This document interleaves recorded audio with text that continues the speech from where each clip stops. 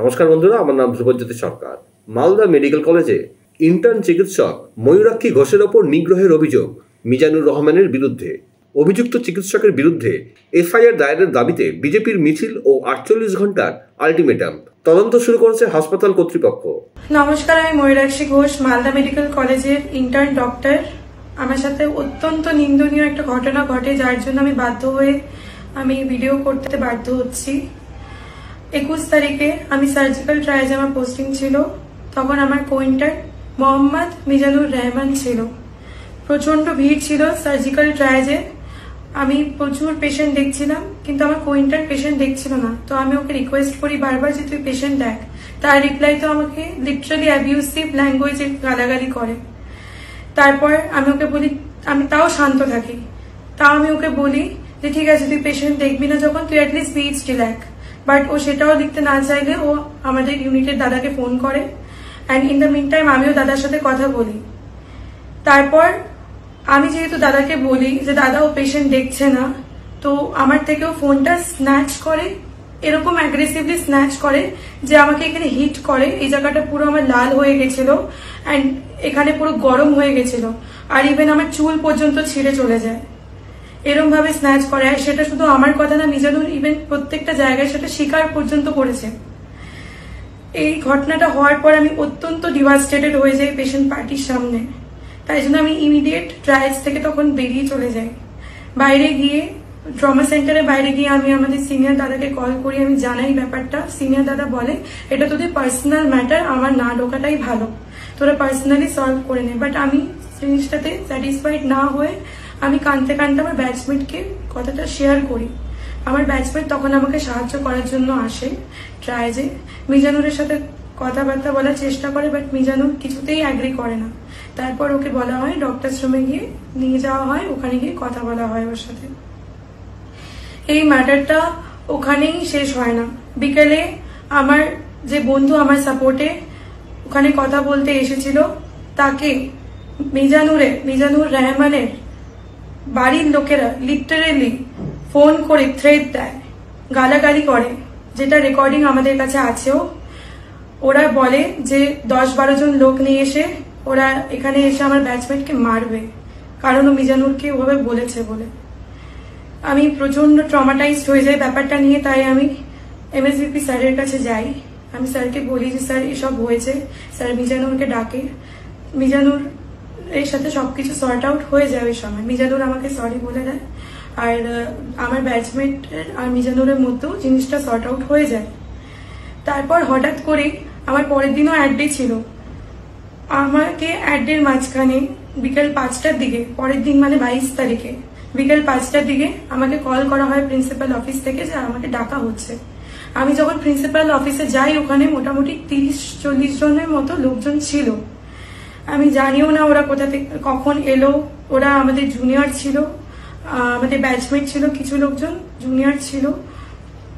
আমি ওখানে যাই, প্রিন্সিপাল স্যার আমাকে জিজ্ঞেস করে, আমি আমার স্টেটমেন্টটা দিই, পুরোপুরি দেওয়া হয় আমার স্টেটমেন্ট।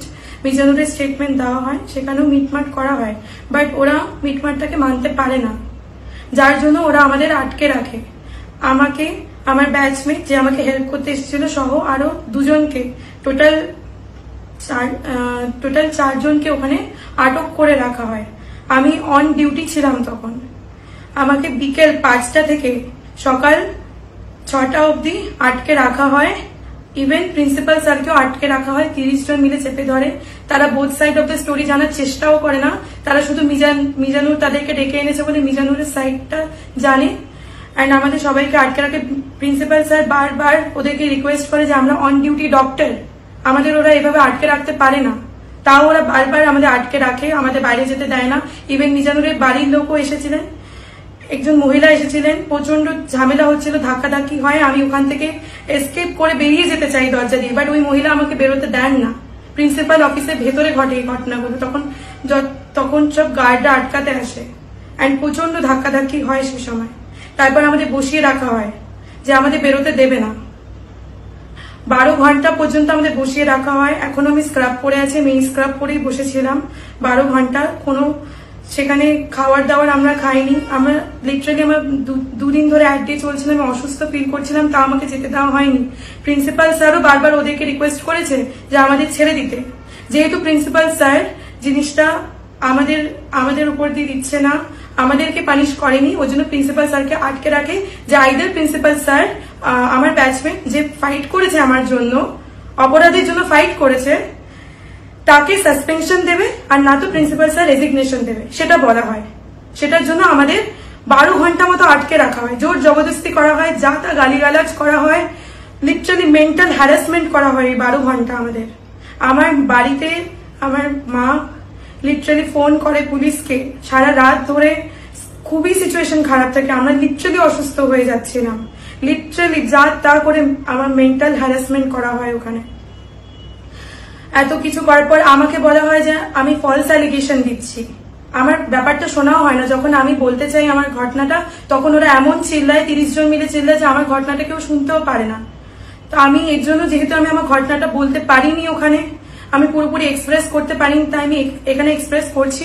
অ্যান্ড মিজানু নিজে স্বীকার করেছে যে আমার চুল, আমার থেকে ফোন নিয়েছে যেটার জন্য আমার চুল পর্যন্ত ছিঁড়েছে, বাট সেটাকে ওরা খুবই মিনিমাম একটা ঘটনা হিসেবে ট্রিট করেছে, বলে ফোন কেড়ে নেওয়ার সময় নাকি চুল ছিঁড়তেই পারে। আমি আজকে বলি যে এই বিহেভিয়ারটা কি জাস্টিফাইড? একটা অন ডিউটি ডক্টরের সাথে এই বিহেভিয়ার জাস্টিফাইড 1000টা পেশেন্টের সামনে? আমি এটাকে অ্যাকসেপ্ট করতে পারছি না। অ্যান্ড যেহেতু প্রিন্সিপাল স্যার আমাদের উপরে অ্যাকশন নেয়নি, দ্যাটস ওয়াই আমাদের আটক করে রাখা হয়েছিল। আমি যথেষ্ট মেন্টালি ডিভাস্টেটেড। মিজানুরের বাড়ি থেকে লোকজন পর্যন্ত এসেছিল, আমার ব্যাচমেটকেও খোঁজাখুঁজি করছিল। তো আমরা এত থ্রেট ফিল করেছি যে আমরা কলেজ পর্যন্ত রিটার্ন করিনি। আমি এখনো বাইরে আছি, আমি কলেজে ডিউটি পর্যন্ত করতে যাইনি। আমার আজকেও ডিউটি ছিল, আমি জয়েন করিনি ডিউটিতে, বিকজ আমি এত থ্রেট ফিল করেছি।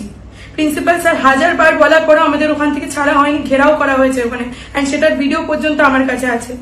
আর আমার ব্যাচমেটকে যে মিজানুরের বাড়ির লোক অ্যাবিউসিভ ল্যাঙ্গুয়েজে গালাগালি করেছে, যা তা কথা বলেছে 8 জন 10 জন লোককে নিয়ে এসে ওকে মারবে, সেটারও আমাদের কাছে অডিও রেকর্ডিং আছে। আমি চাই মিডিয়াতে এই ঘটনাটা যাক, কারণ কি আমি এটা বিচার পেতে চাই। আমি আজকে একটাই প্রশ্ন রাখছি সবার সামনে, যে একজন মহিলা ডক্টরের সাথে এই বিহেভিয়ারটা কি অ্যাকসেপ্টেবল?